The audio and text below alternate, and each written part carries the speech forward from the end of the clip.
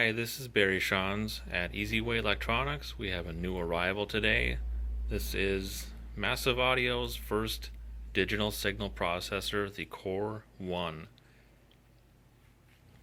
And they are calling it a full DSP with a line driver and a power manager. So let's take a look in the box.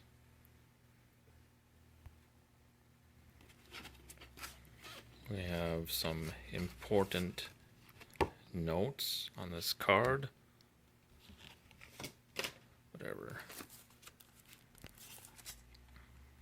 Software and the manual.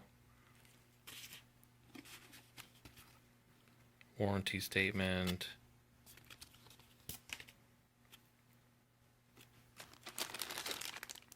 Six-foot USB cable.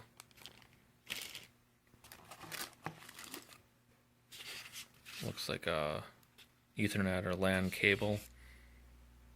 That must be for the remote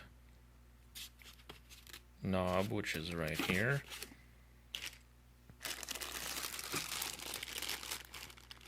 Okay, so we have the required inline fuse holder for the power. These must be RCA input jacks with speaker wires. This would be so you connect to a factory sound system.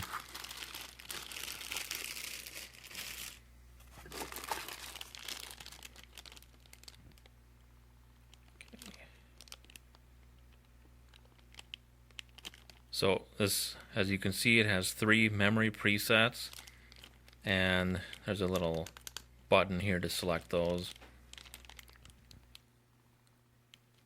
Negative 12 dB to plus 12.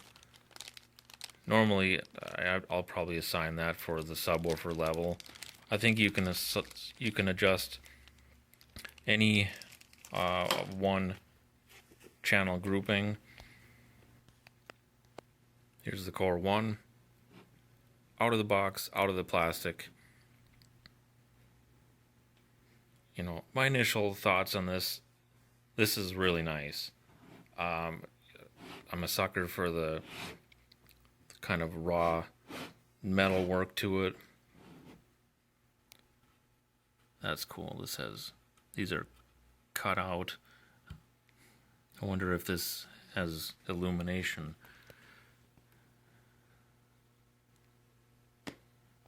So as you can see, 8 channel outputs, memory. Oh, that must do the same thing as the button on the knob. Remote input, remote out. What that means is each of your amplifiers gets its own remote trigger. You can have up to 2 amplifiers on each output for a total of 8, officially supported anyway.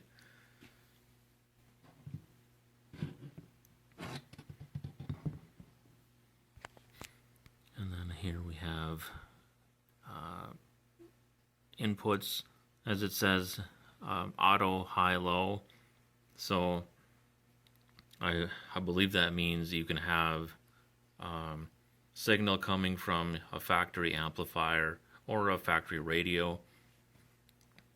And then the low level, of course, is typical RCA, what we expect to find. So you don't have to tell the software which, if it's high level or low level. Volume, I believe that is just for the optional Bluetooth aptX dongle, which I don't have. USB for the laptop connection. Power, left to right. Auxiliary means if you have a secondary battery, this is where you'll connect it. Positive, that's the primary power. If you don't have an extra battery, this is the only one of these 2 that you'll connect. Remote, that is only used with an aftermarket head unit. And then the 4th one is your ground terminal. Now, why would they have auxiliary battery? that goes into the power manager feature. So it will monitor the primary power input, and you can also select to monitor your auxiliary battery.